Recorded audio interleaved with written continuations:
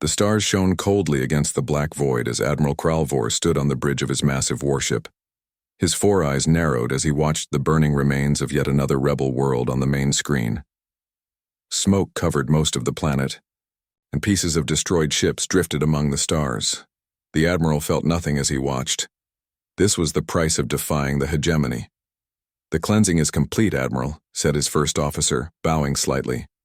"No survivors detected?" Kralvor nodded, his scaled skin reflecting the red glow from the burning planet below. "Add it to our records. Let all know the fate of those who stand against us." For 200 years, the hegemony had ruled the stars with unquestioned power. They had crushed all who opposed them, including the once mighty human race. Humans had fought harder and longer than most, but in the end, they too had fallen. Their homeworld burned, their colonies destroyed, their fleets turned to dust floating in space, or so the official records claimed. "Admiral," a young officer called, from the sensor station. "We've detected an anomaly at the edge of the system." Kralvor turned with annoyance. "What kind of anomaly?" "A sensor ghost, sir. A ship signature that appeared for 3 seconds and then vanished." The bridge grew quiet. Everyone knew what that meant, even if no one dared speak of it openly. The ghost ship, the legend. "Run a full diagnostic on the sensor array," Kralvor ordered sharply. "I won't have equipment failures feeding into foolish superstitions." "Yes, Admiral," the officer replied, but his hands shook slightly as he worked. "But sir, this is the 5th ghost reading this month. Always at the edge of our operations." Kralvor walked slowly to the sensor station, lowering his voice. "There is no ghost ship. The humans are extinct, their fleets destroyed.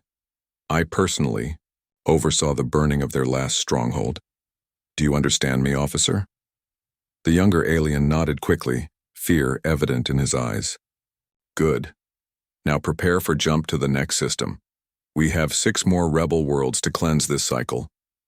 As the hegemony warship disappeared into hyperspace, a shimmer appeared near the small moon where the sensor ghost had been detected.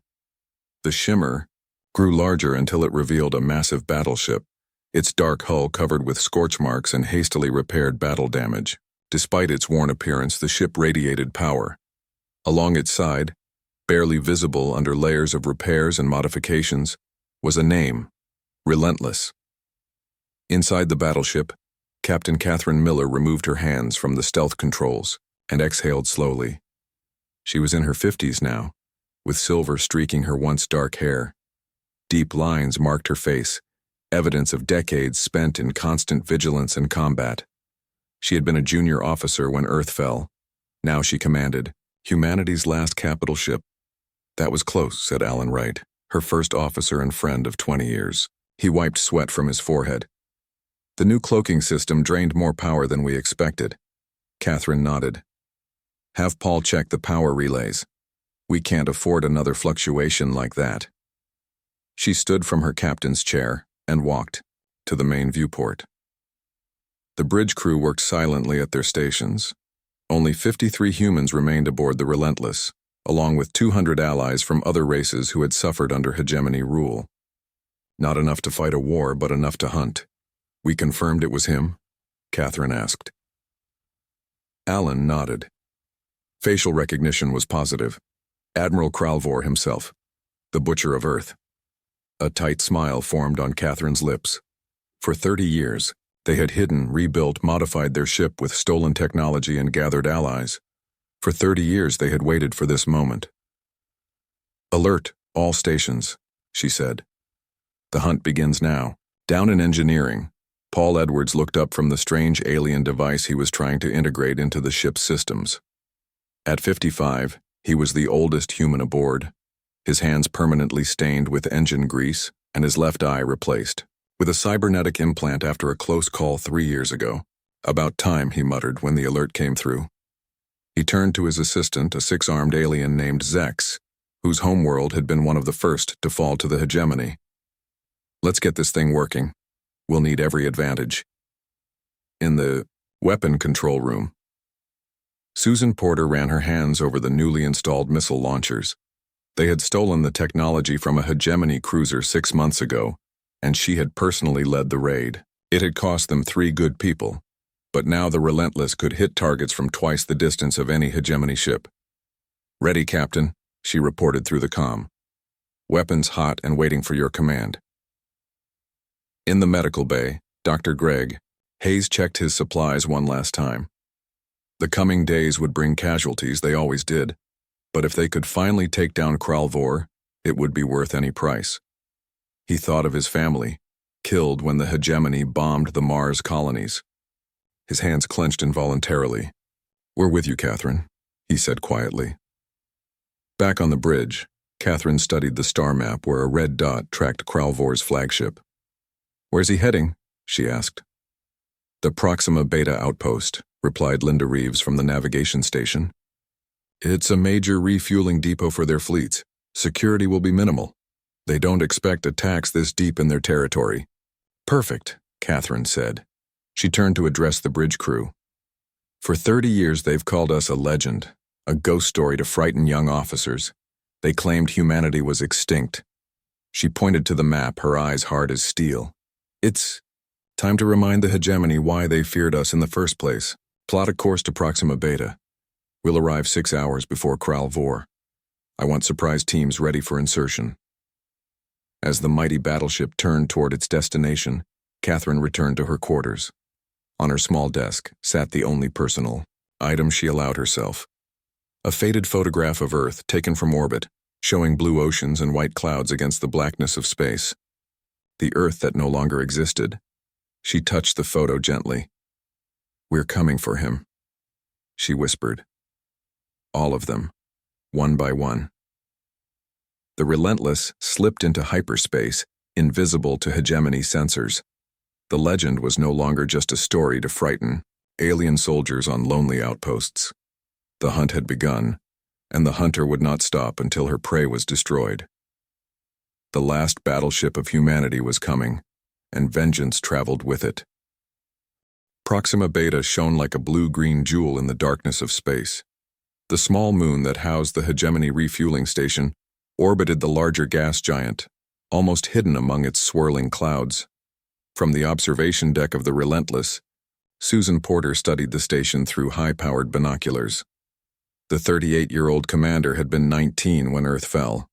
Unlike most of the crew, she had no military training before the war. She had been a college student studying art. Now she led the ship's strike teams. "Minimal defenses," she reported over her comm unit.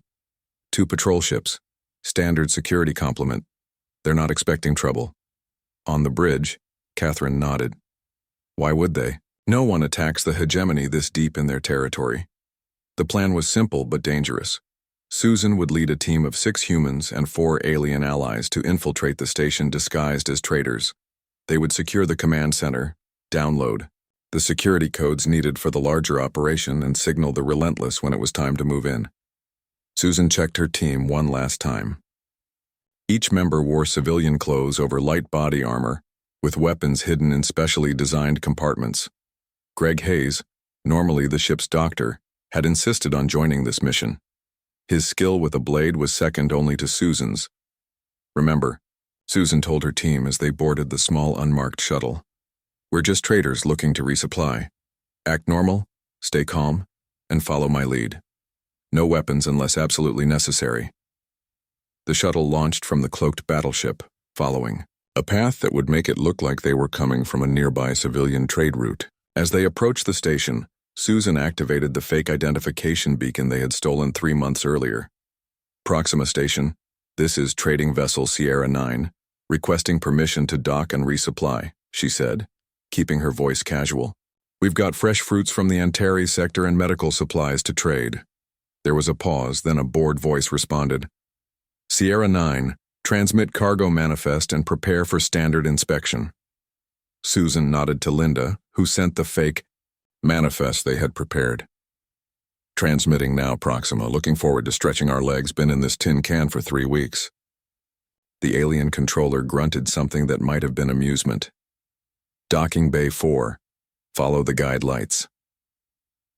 Their shuttle slid smoothly into the docking bay, settling down among a dozen similar small trading vessels.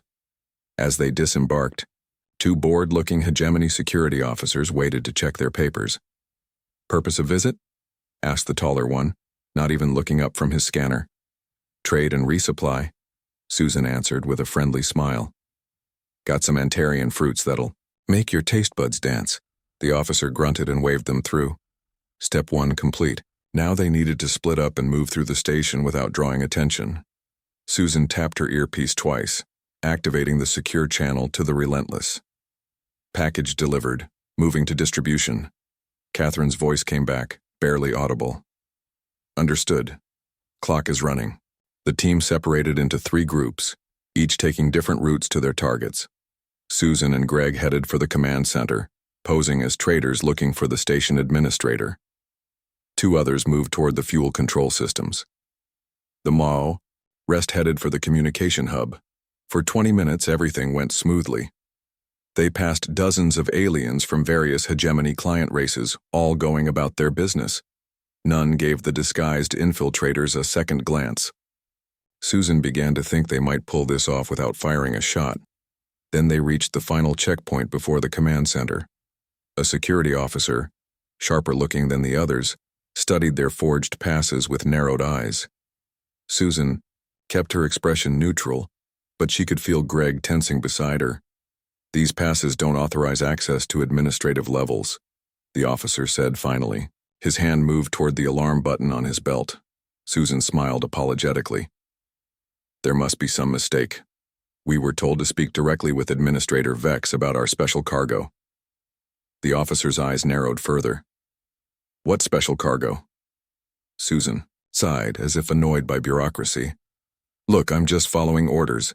If you want to be the one to tell the administrator he can't have his private shipment of Torellian whiskey, that's your choice." For a moment, she thought it had worked. The officer hesitated, his hand moving away from the alarm. Then his eyes widened in sudden recognition. "Torellian whiskey? But that comes from... You're human." Greg moved faster than Susan thought possible. His hidden blade flashed once, and the officer collapsed without a sound. But the damage was done. A second guard had seen, and he slammed his hand against the wall alarm. Red lights flashed. Sirens wailed. "Plan B!" Susan shouted into her comm. "All teams execute Plan B now!" Across the station, hidden explosive charges detonated at key junctions, cutting power to security systems. The team members dropped their traitor disguises and pulled out their weapons. From concealed compartments throughout the station, pre-positioned weapon caches were opened by sleeper agents, aliens who worked on the station but secretly hated the hegemony. In orbit, the Relentless decloaked, its weapon systems targeting the station's communication arrays. Precisely aimed shots destroyed the long-range communicators before they could send a distress signal. Susan and Greg fought their way to the command center, moving in perfect sync. Years of training together had made them an efficient team. When they reached the main doors, Greg set a breaching charge while Susan covered him. 3, 2, 1. The door blew inward with a thunderous boom. Inside, panicked staff scrambled for weapons. Susan fired twice, stunning the security personnel while avoiding the civilian workers. "Nobody move," she shouted. "Hands where I can see them." Greg moved to the main terminal, plugging in a small device that began downloading the command codes and security clearances they needed. 5 minutes until download complete, he reported. Susan nodded, keeping her weapon trained on the station. "Staff. Catherine, command center secured, beginning data transfer." "Good work," came the captain's voice. "The hegemony patrol ships have been neutralized. We're moving into dock now." 20 minutes later, the operation was complete. They had the codes, full access to the fuel reserves, and something even more valuable: Admiral Kralvor's projected movement schedule for the next standard year.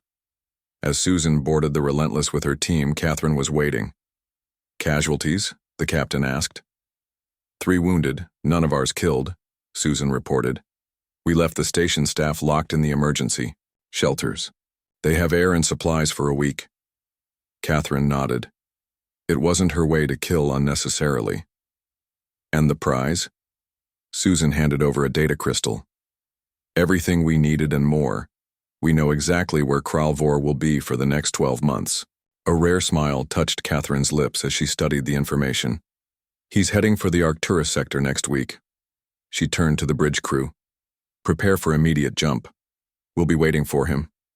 As the Relentless disappeared into hyperspace, the Hegemony station floated silently, its communication systems destroyed, its fuel stores depleted. By the time help arrived, the ghost ship would be long gone. The hunt had claimed its first prize. Admiral Kralvor paced the bridge of his flagship, forearms clasped tightly behind his back. The disappearance of Proxima Beta from communication networks could no longer be dismissed as equipment failure, not when 3 more outposts had gone dark within the same week. "Show me the pattern again," he ordered his tactical officer. The alien, a thin, pale creature with 6 eyes, brought up a star map on the main screen. Red dots marked the locations of the missing stations. "The attacks are methodical," the officer explained. "Strike, vanish, reappear elsewhere before we can respond. Classic guerrilla tactics." Kralvor stopped pacing and stared at the map. "How? No ship has the range or stealth capabilities to conduct such operations. But the evidence was there on the screen. Something, or someone, was systematically targeting Hegemony outposts, and worse, they were getting bolder. The latest attack had destroyed a light cruiser on patrol. "Send a message to High Command," Kralvor said finally. "Request reinforcements for all stations in the Arcturus sector." The communications officer hesitated. "Sir, High Command has already sent a message. For you, they want you to report in person to explain the security failures." Kralvor's scaled skin darkened with anger. Failure meant punishment in the Hegemony, sometimes severe punishment. "Set course for Central Command," he ordered. "Maximum speed, far away in the shadows of an uncharted asteroid field." The Relentless drifted silently. On the bridge, Catherine studied the same star map that Kralvor had been examining, but on her map, the red dots were victories. "Their fleet movements have changed," Alan noted, pointing to the tactical display. "They're consolidating forces, strengthening defenses around major installations." Catherine nodded. "They've realized they're being hunted. Good. Fear makes them predictable." In the engine room, Paul Edwards worked with representatives from several alien species. The Navari, a race of blue-skinned humanoids with naturally advanced mathematical abilities, had provided shield harmonics that made the ship nearly invisible to standard scans. The Krell, insectoid beings whose homeworld had been one of the first to fall to the Hegemony, offered weapon enhancements that doubled the range of the main cannons. "If we route the new shield matrix through the secondary power grid," a Navari engineer suggested, "we can maintain stealth even while firing." Paul nodded, wiping sweat from his forehead. "That's brilliant. But we'll need to reinforce the couplings here and here." He pointed to a schematic. "Otherwise, the whole system will blow the first time we take a direct hit." The Relentless was no longer just a ship. It was becoming a symbol. News of its attacks had spread through underground networks on dozens of worlds. Populations that had lived under the boot of the Hegemony for generations were beginning to whisper of resistance. Some were doing more than whisper. In the crew quarters, Susan cleaned her weapons while listening to Greg read the latest intelligence reports. "Uprising on Delos Prime," he said. "The mining colony overthrew their Hegemony overseers 3 days ago." Susan looked up. "Can they hold out?" Greg shook his head. "Not without help. The Hegemony will send troops within the week." "We can't save them all," Susan said quietly. It was a hard truth they had learned over the years. "Not yet." "But soon," Greg replied. "Every successful attack, every station we take down weakens them and strengthens us." On the observation deck, Catherine met with representatives from 7 formerly subjugated species. Once bitter enemies, now united by their hatred of the Hegemony. "We're no longer just survivors," she told the assembled aliens. "We're becoming an army." A tall, gray-skinned being with 4 arms, a Zenthi warrior, stood. "My people are ready to rise up. We need only the signal." "And weapons," added a smaller reptilian creature. "The Hegemony stripped our world of anything that could be used against them," Catherine nodded. You'll have them, but we must be patient. Strike too soon, and they'll crush each rebellion separately. We need to coordinate, hit them everywhere, at once. The meeting was interrupted when Alan's voice came over the ship's comm system. Captain to the bridge, urgent news. Catherine excused herself and hurried to the bridge. Alan was waiting by the tactical display, looking more animated than she had seen him in years. We've intercepted a secure transmission, he said. Kralvor has been summoned to High Command to explain his failure to capture us. His cruiser will travel through the Arcturus sector in 3 days. Catherine's eyes narrowed. Can we intercept? Better than that, Alan replied. The resistance cell on Arcturus station has compromised the navigational beacons. We can alter the jump coordinates, bring his ship out of hyperspace exactly where we want it. For the first time in decades, Catherine allowed herself to feel something close to excitement. Kralvor, the monster who had ordered the burning of Earth, who had personally overseen the destruction of humanity's last strongholds, was about to fall into their hands. Alert all stations, she ordered. All personnel to battle positions. Prepare the ship for combat operations. As crew members rushed to their stations, Catherine turned to Alan. We'll need to time this perfectly. If we miss this chance, we won't, Alan assured her. He's overconfident, traveling with only a light escort. He still doesn't believe we're real. Catherine's lips curved in a cold smile. Then it's time we introduced ourselves properly. Throughout the ship, humans and aliens prepared for battle. In the weapon control room, Susan calibrated the targeting systems. In the engine room, Paul ran final checks on the enhanced shields. In the medical bay, Greg prepared for casualties. The Relentless had been hunted for decades. Now it was the hunter, and its prey was approaching. All systems ready, Alan reported. Stealth systems active. Catherine sat in the captain's chair, her face set with determination. Set course for the intercept point. Today we send a message to the entire hegemony. The legend is real and we're coming for them all. The mighty battleship slipped into hyperspace, heading for its rendezvous with the man who had nearly destroyed humanity. The hunt was reaching its most dangerous phase, but for Catherine and her crew there was no turning back. Revenge had been 30 years in the making. It would not be denied now. The trap was elegantly simple. The resistance had compromised the navigational beacons in the Arcturus sector, subtly altering jump coordinates. When Admiral Kralvor's cruiser dropped out of hyperspace, instead of arriving at the designated checkpoint, it would appear directly in front of the waiting Relentless. Catherine sat in the command chair, her body tense. Around her, the bridge crew worked in near silence, each person aware of how important this moment was. Alan stood at the tactical station, monitoring the space around them. Any sign of pursuit? Catherine asked. Alan shook his head. Space is clear. If all goes according to plan, Kralvor will exit hyperspace alone, 3 light minutes away from his escort ships. The Relentless hovered in the shadow of a small moon, its enhanced stealth systems making it nearly invisible to sensors. The ship had changed much over the 30 years since Earth fell. Its hull, once smooth and uniform, now bore the marks of countless battles and repairs. New technologies from a dozen alien worlds had been grafted onto the human design, creating something unique, a vessel that was part battleship, part legend. 2 minutes to intercept, Susan reported from the weapon station. All systems ready. Catherine nodded. Maintain stealth until my command. I want him to see us clearly before we strike. In another part of space, Admiral Kralvor's cruiser raced through hyperspace. The Admiral sat in his private quarters, reviewing the report he would present to High Command. The loss of 4 outposts and a light cruiser could not be explained away easily. He needed someone to blame. The ship shuddered slightly as it prepared to exit hyperspace. Kralvor put away his datapad and rose, straightening his uniform.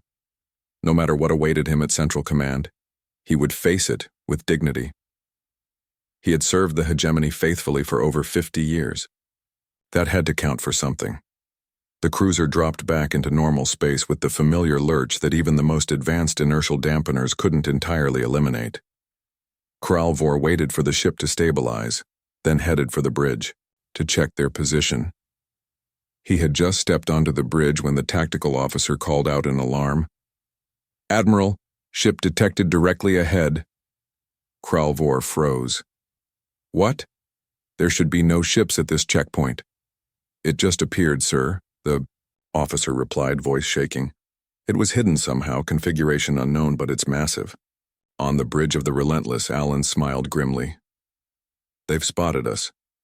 Catherine leaned forward in her chair. "Deactivate stealth systems. Power up all weapons. Open a channel." In a silent burst of energy, the Relentless appeared where moments before there had been empty space. Its weapons powered up, targeting systems locking onto the hegemony cruiser. "Channel open," Alan reported. Catherine took a deep breath. "This is Captain Catherine Miller of the Earth battleship Relentless. Admiral Kralvor, you are our prisoner. Lower your shields and prepare to be boarded." On the hegemony ship, Kralvor stared at the view screen in disbelief. The human ship was like nothing he had ever seen. Parts of it were clearly of human design, but other sections seemed to incorporate technologies from a dozen different worlds, and it was big, nearly twice the size of his cruiser.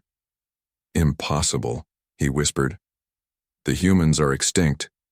His tactical officer looked up from the sensor readings, face pale. "Sir, their weapons are locked on us. Their power signature is—" "I've never seen anything like it." Kralvor pulled himself together. "Raise shields, power up weapons, send a distress call to the escort ships." "They're out of range, sir," the communications officer replied. "And there's some kind of interference blocking long-range communications." On the view screen, the human captain's face was cold and determined. "Admiral Kralvor, I know you can hear me. You remember Earth, don't you? You watched it burn. Well, I remember too," Kralvor snarled. "All weapons fire, destroy that ship." The hegemony cruiser launched its attack, energy beams and missiles streaking toward the Relentless. But the human ship's shields flickered with strange colors, absorbing or deflecting everything that hit them. "Shields holding at 92%, Susan reported calmly. "Their weapons are exactly as our intelligence reported." Catherine nodded. "Return fire. Target their engines and weapons. I want that ship disabled, not destroyed." The Relentless answered with a devastating barrage. Beams of energy sliced through the hegemony cruiser's shields as if they were paper. Precision strikes disabled the alien ship's main weapons and engines in seconds. Nathan Blake, the tactical officer of the Relentless, reported, "Direct hits on all targets. Their shields are down. Engines disabled. Life support is failing. They're transmitting a surrender signal," Alan added. Catherine stood, smoothing down her uniform. "Accept it. Prepare boarding parties. I want Kralvor alive." The battle had lasted less than 5 minutes. The mighty hegemony cruiser now drifted helplessly, at the mercy of the ship it had believed was only a legend. Susan led the boarding party, 20 soldiers in full combat armor. They encountered little resistance as they moved through the damaged alien vessel.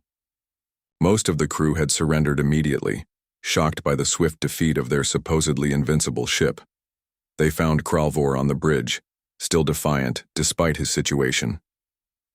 "You cannot win," he told Susan as she placed restraints on his forearms. "The hegemony controls thousands of worlds, millions of ships. You are nothing but a momentary annoyance." Susan didn't bother to reply. She had heard similar speeches from captured officers before. Instead, she activated her comm unit. "Package secured, Captain, bringing him home."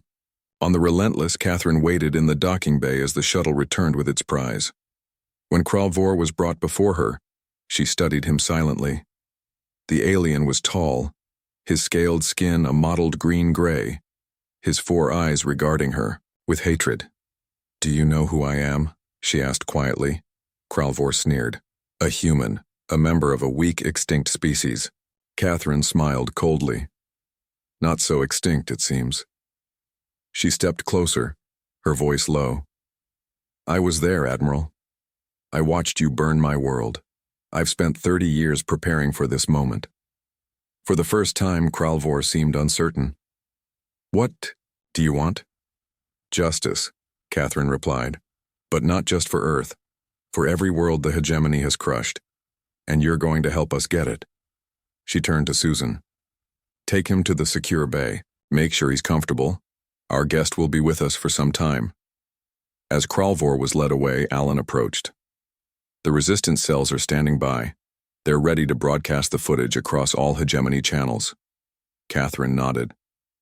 "Do. Let them all see their great admiral in chains. Let them know the legend is real."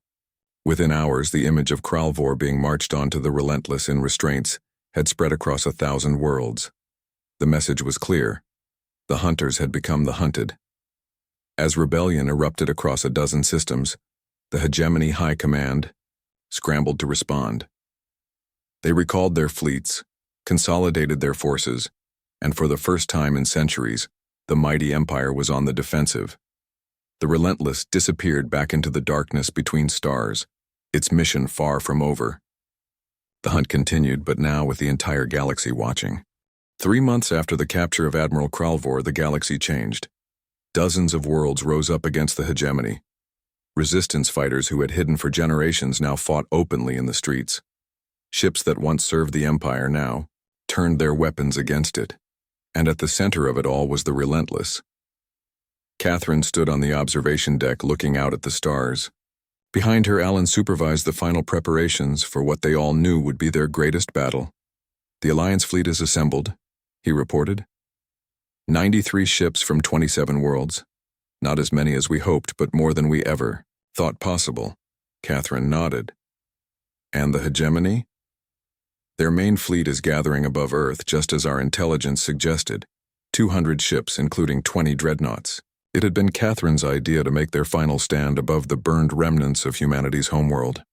A symbolic gesture, but also a tactical one.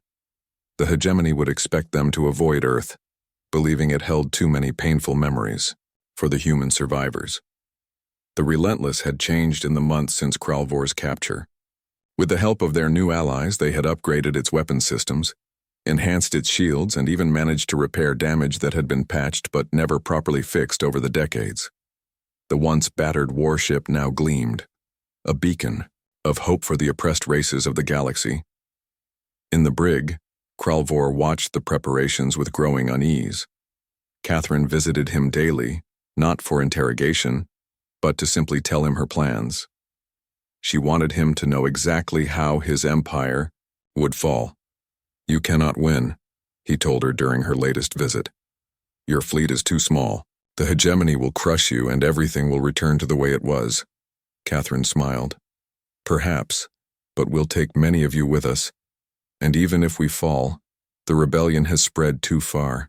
The hegemony will never again know peace."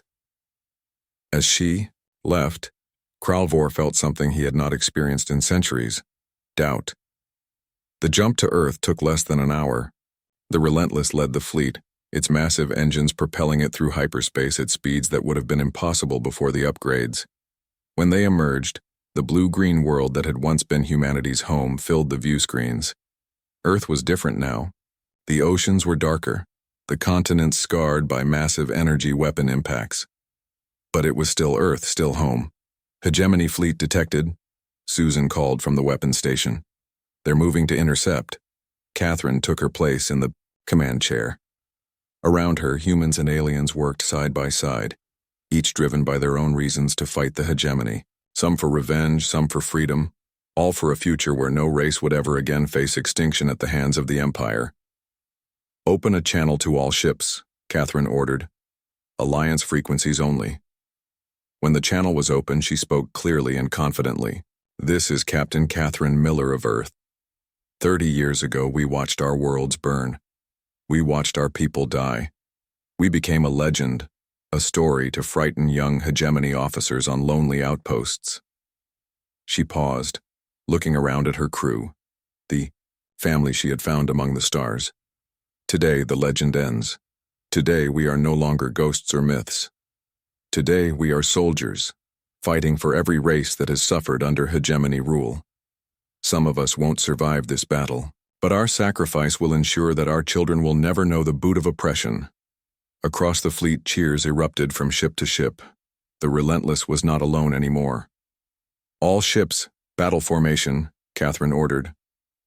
The Relentless will take point. Target the enemy flagship first. The Alliance ships moved into position, forming a wedge with the Relentless at its tip. On the hegemony side, their fleet arranged itself in classic defensive formation, their massive dreadnoughts protected by layers of cruisers and frigates. They're signaling, Alan reported with surprise. They want to talk. Catherine raised an eyebrow. Put it through. On the main screen, the face of the hegemony high commander appeared. A tall, thin alien with features similar to Kralvor's but older, his scales faded with age. This is High Commander Trelnar of the hegemony. To whom am I speaking? Captain. Catherine Miller of Earth. The alien's eyes widened slightly. Earth was destroyed decades ago. Not all of us died, Catherine replied coldly. As you're about to learn, Trelnar's expression shifted. You cannot win this battle. You are outnumbered and outgunned. But I am prepared to offer terms. Return Admiral Kralvor, and your ships may leave in peace. Catherine smiled. No, we didn't come here to negotiate. We came to end your empire. She signaled to Alan to cut the transmission. All ships, prepare to engage. Fire on my mark. The battle for Earth began with a flash of light as the Relentless fired its main cannons. The beams cut through space, slamming into the shields of the hegemony flagship with devastating force. For a moment, nothing happened. Then the shields failed, and the beams continued through the ship, cutting it nearly in half. The hegemony fleet responded instantly, thousands of energy weapons firing at once. The space between the fleets filled with deadly light. Ships on both sides exploded as hits got through shields or found weak points in armor. On the bridge of the Relentless, Catherine held onto her chair as the ship shuddered under enemy fire. Shields at 60%, Susan reported. But we're giving better than we're getting. Catherine nodded. Focus fire on their command ships. Without leadership, their formation will break. For 3 days, the battle raged around Earth. The Alliance fleet, though smaller, fought with the desperation of those who knew defeat meant extinction. The hegemony forces, used to easy victories over weaker opponents, found themselves facing an enemy that knew all their tactics and had prepared countermeasures for each. By the 3rd day, the Relentless had taken heavy damage. Parts of the ship were open to space, sealed off by emergency barriers. A third of the crew was dead or wounded. But the hegemony fleet was in worse shape. Half their ships had been destroyed or disabled, and their formation had collapsed into chaos. One final push, Catherine told her exhausted crew. Their flagship is exposed. We have a shot. Linda Reeves at the engineering station looked up with concern. Captain, if we push the engines any harder, they might not hold. Catherine met her gaze steadily. It's all or nothing now, Linda. Divert all power to forward batteries. The Relentless surged forward, pushing through the enemy formation toward the hegemony flagship. Enemy fire pounded its shields, but the great ship would not be stopped. Firing solution locked, Susan called. Ready on your command. Catherine took a deep breath. Fire. The main cannons of the Relentless fired one last time, their beams combining into a single spear of light that pierced the hegemony flagship from bow to stern. The massive alien vessel broke apart, secondary explosions tearing it to pieces. Across the battlefield, the remaining hegemony ships began to retreat, jumping to hyperspace in a desperate bid to escape the legend that had become all too real. In the aftermath, Catherine stood on the observation deck once more, looking down at Earth. Terraforming ships were already beginning the centuries-long process of healing the planet. It would never be the same, but perhaps someday, human children would play under blue skies again. Alan joined her, offering a rare toast. To legends becoming reality, Catherine raised her glass to the stars. And to humanity rising from the ashes. Across the galaxy, the story spread. They called it a legend, but the legend had hunted them down. Now the hegemony was falling, world by world, system by system. New alliances were forming, new governments rising. The future was uncertain, but one thing was clear: the era of tyranny was ending. As the Relentless prepared to lead the Alliance fleet to the next battle, Catherine took one last look at Earth. The hunt was over. The war to rebuild had just begun.